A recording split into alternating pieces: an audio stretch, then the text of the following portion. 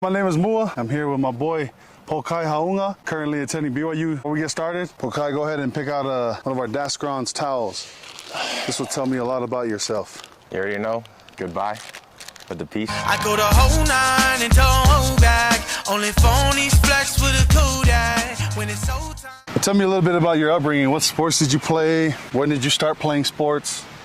So my first sport was soccer. Really? Yeah, I was a football player, as people around the world would say it. Right. But yeah, my mother signed me up for that. Been playing soccer, and then I kind of stopped about my 8th grade year because I had a knee injury in my right knee. It was like a slight meniscus tear, but I sat out. That's when my soccer season kind of ended there. Really? And I never played tackle football until I got to my 7th grade year.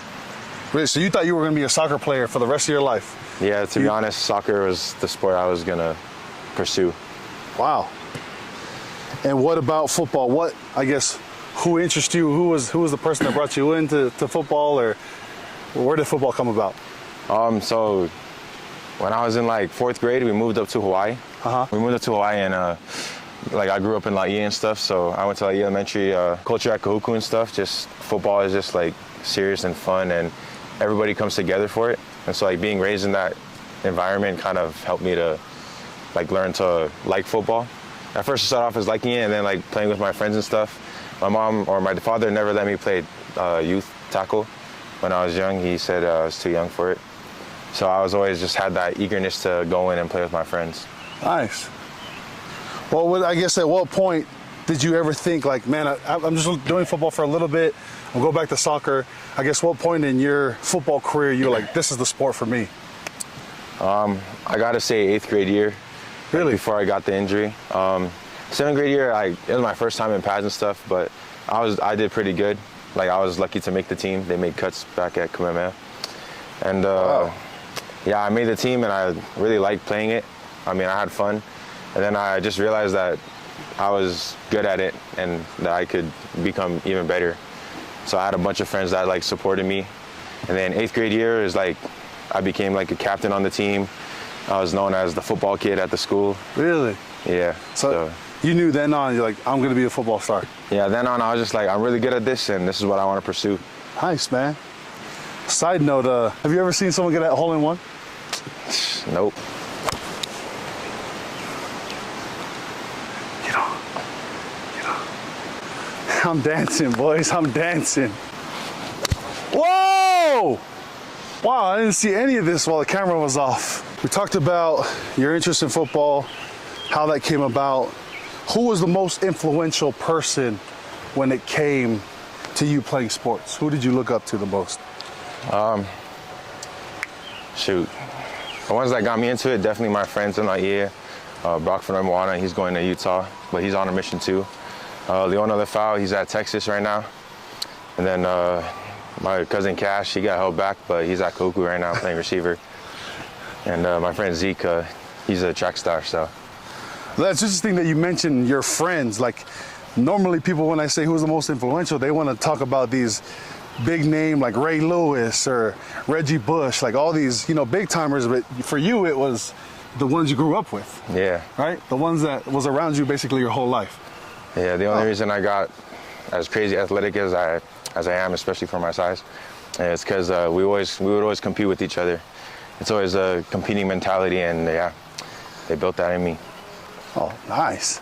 With how big you've become with football, I mean, you came from not being able to, pursue soccer, right? You kind of gave up on that, and then you decided to just make the switch and go football. Got a scholarship to BYU. Yeah. Why put all that on hold to go serve a 2-year mission? So it's a crazy story. So I was on my way, junior season, going into senior season. I was I'd say the top athlete, like #1 receiver in the state. But yeah, I was going far. I had big things going for me. And first game we were playing Lone Peak. They were the 6A state champions, and they beat Corner Canyon the previous year. So they were our first game up, and every year we've lost to them, except for I knew this year was going to be different because I was really my senior year. the leader, I was the guy. And went into that game, started off with the touchdown in the first quarter. And then they got a sack in the second quarter. And then another interception in the second quarter too, right before the half. And on that interception, I got a little injury, my shoe ripped, and I was unfortunate. It was season-ending injury. And yeah, it was just a rough time being on the sidelines this year. And because of that, like I went in a bad place. I dug myself in a deep hole.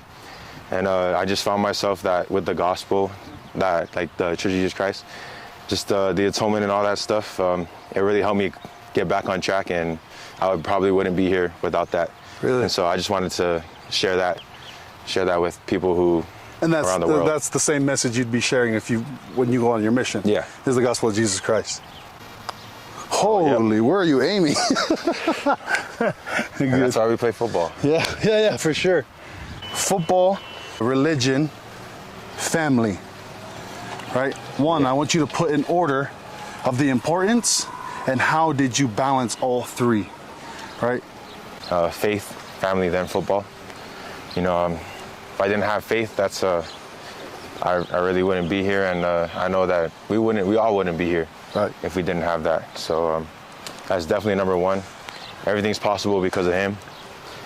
And yeah, I wouldn't be here today without him. And he's the one that gave me my family. And family is definitely next on the list. Without them, I wouldn't be here. Wouldn't be the person I am today. Wouldn't have made it this far. And yeah, they raised me. They're the ones that got me, you know, to even get through high school, right, you know. And then, yeah, football. The next thing on the list after faith, family, is definitely football. And then other stuff after that, but anything else after that. Right. But yeah, football is definitely number three. But having both your faith and your family, would you say has helped motivate the way that you played in football or the way that you perform in football? Yeah, of course. So again, I grew up, or when I was in Hawaii, we lived with our family and house of 17 people, one house, 17 people in it. So I was raised with all my cousins, and let's just say that we're a very competitive house. So just keeping that competitiveness, and the only problem was learning how to turn it off. And so, you know, you guys carried it to church. Carried it, yeah. So, but once we learned, like as we got older, everyone's matured, and we have more control over our competitiveness now. And it translates to the field because, like, even when I was like losing, I would never give up. I still think I'm the best. I know I'm the best. Yeah. Don't mean to. And then like my mother, like just helping me be a good character, like picking people up on the field, even though it's hard. Them over? Yeah, it's hard. Like they'll be talking crap, but I was taught to just, for my family, to just keep the mouth shut. The only time you can open your mouth is when it's with your siblings or your cousins. Right. But like on the field, it just shows how good a character, or it just represents my family. So that's the biggest. All right, I want you to think about how you were able to balance it all in your busy week, right? How are you gonna balance both faith, your family, and then how did football come into play? Like how did you balance that all? After you see me go right down the middle, and how I keep myself balanced like this, and then keep my arms like this, so. Dang. Let's go golfing! Oh! Straight down. Oh my gosh! Yeah, I had a good warm-up. Wow. Wow, first take? Holy, this guy is playing out of his mind. Here's a question I'm sure everybody who's ever been in a situation you had when it comes to injury, and because we have a lot of time since you hit it 275, probably rolled out 290. Anyways, that's besides the point. Injury. You said you were in a dark place. There's plenty of athletes nowadays that have been in a dark place because of certain injuries that's kept them from doing the things they love. Specifically, you talk about your faith and how it pulled you out, but I want to know the details, right? I want to know when the injury happened, you know, what mental state were you in, and then talk about how that all transpired as to where you are now. Yeah, and it all comes back to like how you asked earlier about the balance, how I got it all balanced. So I thought I had everything balanced, but I found out that football was my coping mechanism. like the way I would choose to get out of like family situations or like relationships and stuff. And so I thought everything was good until, so when I got injured, it was first game of the season, so I was out the rest, like I only played one game my senior season. Oof. So it was tough. Like first 2 weeks, I was just all supportive of my teammates, you know, trying to be that leader. Then as the season went on, I just kept growing more anxious and anxious. And I just became impatient and selfish. At one point, got suicidal because, you know, it's hard being on the side of the field. Like, that was what or me personally, I felt like that's what I was known for, was Pokai, the football player. Right. And it was just hard. Like, I started pushing away my family, friends, all of that. I felt like I was alone at one point. And then the more I kept pushing, I'm grateful for my mother and my father, because those two, the more I pushed, the harder they pulled. You know, they were never gonna let me go. And because of them, and my mother just like pulling me away from all this stuff, I was able to... The bad influences, the stuff. Yeah, the bad influence, like I was able to just take a break from going to school and football and all that stuff. Like I was able to just step away. Even though I missed it so much, they were able to give me a break and a time to like cool off and really think about how I am and how much football really means to me.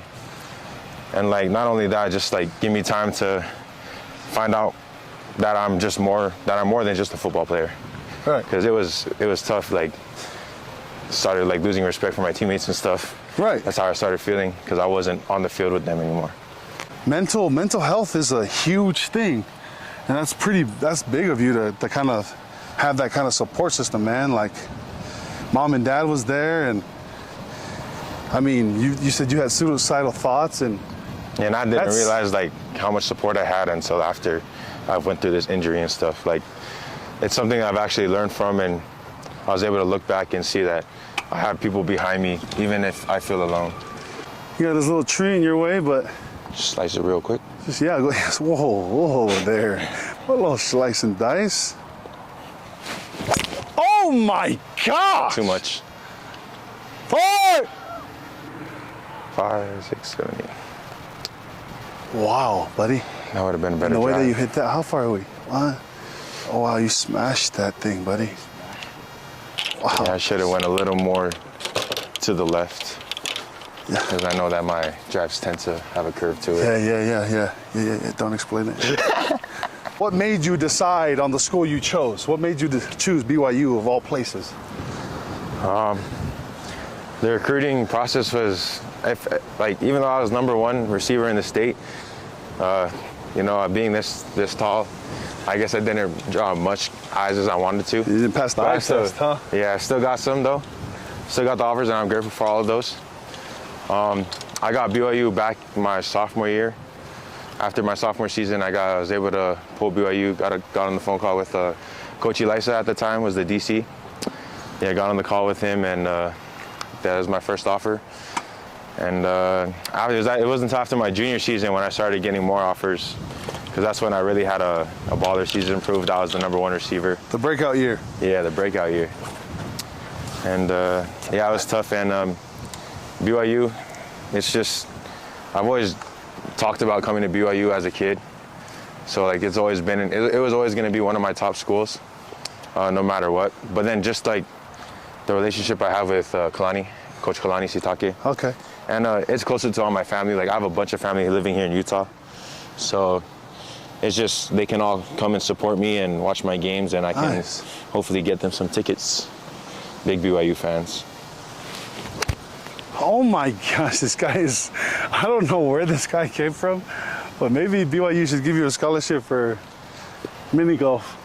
Yep. People may laugh about this, but I really like to use 4 clubs. Yeah. A driver, a 3, a 7, and a putter. So. Through the rough. Through the rough. Oh my gosh! This is the 9th hole, and since this segment is the hole 9, with it being the last one, man, I kind of want to send you off with a bang, man. Is there anything you'd like to tell anybody that's, coming up the same way you did, with having to balance all the things you had to balance, comes with all the talent that you brought? What's the advice you would give them, and given everything you've gone through? First things first, Keep your relationship with God strong. And second, keep your relationship with your family strong. Spend time with your family because it'll go by fast. I didn't realize that until, it was too late. I mean, I still got some time, but I'm already an adult now. And then for football, work when people aren't watching, and if you need the greatest motivation, get a girl you really like and have her dump you. Heartbreaks are the best motivation. But yeah, end it off with this.